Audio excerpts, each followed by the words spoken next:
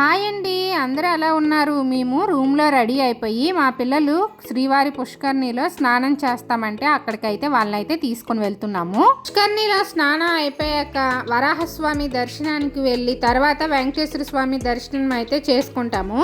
ఇలా చేసుకోవడం వల్ల చాలా మంచిదంట. ఎప్పుడు తిరుమల వచ్చినా ఇలా చేస్తాము.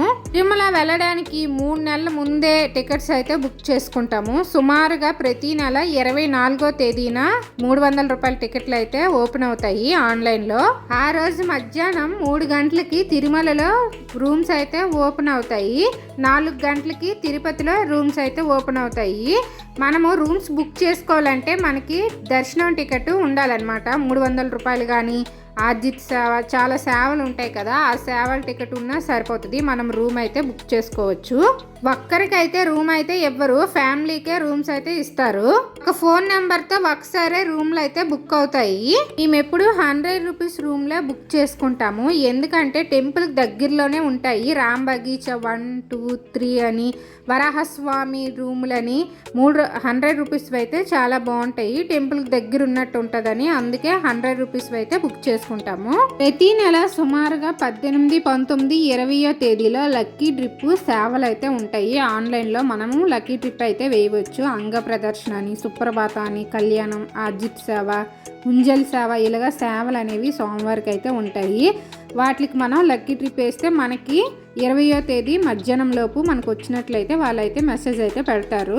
అయితే ప్రతి నెల చాలా సార్లు అయితే ట్రై చేసాము సుప్రభాతంకును అంగ ప్రదర్శనకి. మాకైతే ఎప్పుడైతే టికెట్స్ అయితే దొరకలేదు.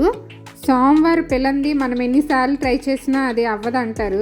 తిరుమల వెళ్ళాలంటే సోమవారం పిలిస్తేనే ఖచ్చితంగా వెళ్తామని చాలామంది అయితే అంటారు. కానీ ప్రతి ఇయర్ ఒక 3-4 టైమ్స్ ఈ లాస్ట్ 2 ఇయర్స్ నుంచి అయితే వెళ్తున్నాము. చాలా హ్యాపీగా ఉంది. ఇంతకు ముందు రూమ్స్, టికెట్స్ అన్నీ బుక్ అయినా ఏదో ఒక కారణం వల్ల అయితే వెళ్ళలేకపోయే వాళ్ళము. ఇప్పుడు 2 ఇయర్స్ నుంచి అయితే వెళ్ళగలుగుతున్నాము. జనవరి నెలలో వైకుంఠ దర్శనం టికెట్స్ ఇంకా టీటీడీ అయితే ఓపెన్ చేయలేదు. రూమ్స్ కూడా ఓపెన్ చేయలేదు. మీరు ఎవరు వెళ్ళాలనుకున్నా ఖచ్చితంగా ట్రై చేయండి. ఆ దర్శనం మనం వైకుంఠానికే వెళ్తున్నామేమో అని అనిపిస్తుంది. మేము లాస్ట్ 2 ఇయర్స్ అయితే వెళ్ళాము. చాలా బాగుంది. లైఫ్లో మర్చిపోలేని రోజు అనమాట ఆ దర్శనం అయ్యే రోజు అనేది. చాలా రకాల ఫ్లవర్స్తో అయితే డెకరేషన్ అయితే చేస్తారు టెంపుల్ మొత్తం. టెంపుల్ బయటను కూడా ఒక సెటప్ వేసి డెకరేషన్ అనేది ఉంటుంది. చాలా బాగుంటుంది. ఫుల్ లైటింగ్ ఉంటుంది అనమాట నైట్ టైం అయితే. ఒక 2 టైమ్స్ అయితే మేమైతే వెళ్ళాము వైకుంఠ దర్శనానికి.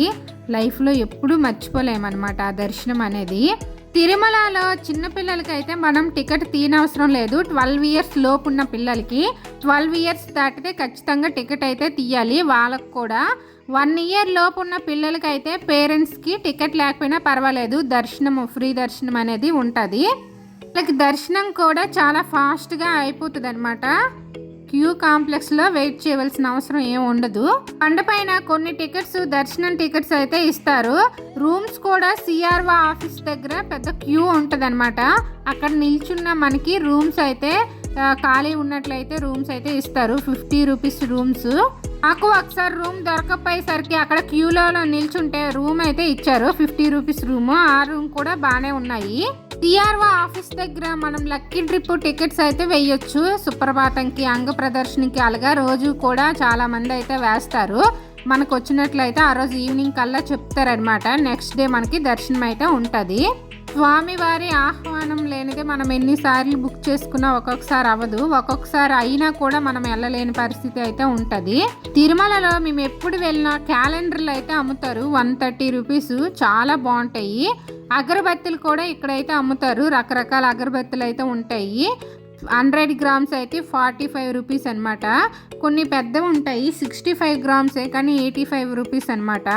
అలాగా ఎప్పుడు తిరుపతి వెళ్ళినా అగరబత్తులు అయితే ఖచ్చితంగా అయితే తీసుకుంటాము. క్యాలెండర్ కూడా అమ్ముతారు. డైరీలు గట్టా అమ్ముతారనమాట అక్కడ టెంపుల్ ఎదురుగానే. అన్నదానం కూడా రోజు జరుగుతుంది. వెంగమాంబ అన్నదానం అని. ఎప్పుడు తిరుపతి వెళ్ళినా అస్సలు మిస్ అవ్వము. ఖచ్చితంగా అన్నదానం అక్కడైతే తినేసే వస్తాము. దేవుడి ప్రసాదం ఆ టేస్టే వేరు. అసలు చాలా బాగుంటుంది అనమాట. నాకు తెలిసిన ఇన్ఫర్మేషన్ అయితే మీతో అయితే షేర్ చేసుకున్నాను. వీడియో నచ్చినట్లయితే ప్లీజ్ సబ్స్క్రైబ్ అవ్వండి, లైక్ చేయండి, షేర్ చేయండి, కామెంట్ పెట్టండి. Support me my channel. Thanks for watching. Bye bye.